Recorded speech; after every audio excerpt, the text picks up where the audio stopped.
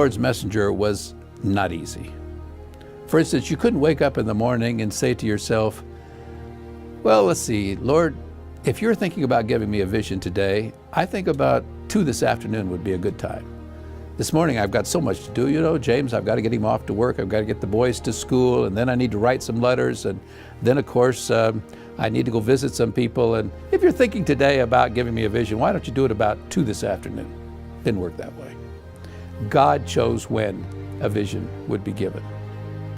Let me just give you one example of a time when I think if Ellen White had had her way, she would not have had the vision when she did. In March of 1858, James and Ellen White were traveling among the scattered little groups of Sabbath-keeping Adventists. And I say Sabbath-keeping Adventists because we didn't take the name Seventh-day Adventists till 1860. So we didn't even have a name yet. But there were several groups of Adventists in the state of Ohio, and they had traveled to various places. And on the weekend of March 13, 14, 1858, they had come to a little place called Lovett's Grove, Ohio. There was a schoolhouse. We had no church building there, so they were holding the meetings that weekend in the church house, or in the schoolhouse, excuse me. And everything was going fine, except on Sabbath, a little baby son of one of the members died. And so, because James White was there, they asked him if he would stay over and have the funeral on Sunday, which he agreed to do.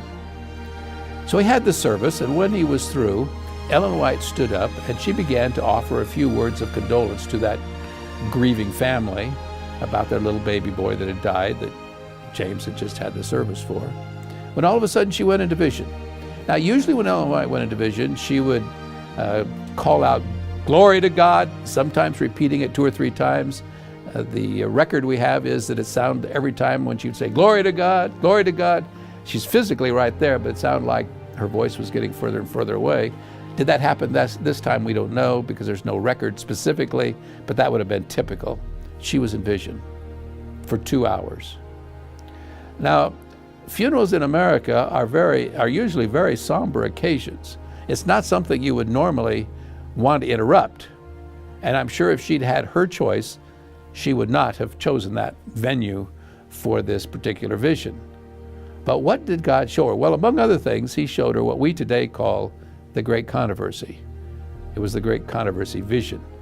And if you stop to think about it from God's perspective, what better place to talk about what Satan has done, the results of sin, the impact of this rebellion that began in heaven, than at a funeral. I mean, right there is the best object lesson, this innocent little baby having just died the day before. Well, she was in vision for 2 hours, and when she came out, she shared a little bit about what she'd been shown. And others took the casket then to the graveyard to bury the little baby. And she and James then waited, I guess it was the next day, they went on towards Jackson, Michigan. They were headed back from Ohio, the state of Ohio, to Michigan, to eventually to Battle Creek, where they lived.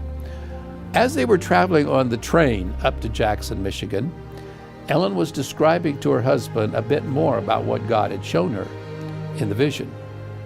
As Dr. Roger Kuhn says in his book, he said, "I think on that train was an unseen, non-paying passenger." And that non-paying, unseen passenger was listening intently to what Ellen was describing to James as to what God had said about what this non-paying, unseen passenger had done ever since he rebelled in heaven. And when he heard that God had told Ellen everything, he determined that cannot be published. I cannot allow that to be published. Well, the Whites got to Jackson, Michigan. They were met there by some early believers, in fact, the earliest Sabbath-keeping Adventists in the state of Michigan, the Palmers, Dan and Abigail Palmer. And Ellen White then went to their home. They were going to spend a day or two and then travel on to Battle Creek on the train. And while she was there, she had a stroke of paralysis. She was only 31 years of age. They didn't think that she was going to live. They prayed for Ellen White, sent the word around, brought in several other Sabbath keepers to pray for Ellen White. She finally got enough strength so that she could get on the train. James could help her and they could make it back to Battle Creek. But she herself later wrote that she didn't think she'd ever see her boys again. She thought she was going to die from this stroke of paralysis. When she got home, she was so weak they put her to bed. She tells us that eventually she got to where she could write 1 page, and then she was too exhausted and she could not write anymore. Eventually she could write a page a day. She had to wait she said she waited 3 days before she could write the 2nd page. Then she got to where she could write a page a day and then several pages a day, and eventually she completed the manuscript for what we technically call Spiritual Gifts, Book 1, but it's really the first edition of the Great Controversy. After she had finished the manuscript, so a couple months later, after she'd finished writing the manuscript for that first edition, but before it was actually printed, God gave her another vision and showed her that the stroke of paralysis that she had suffered in Jackson, Michigan, in the home of the Palmers, was Satan trying to kill her.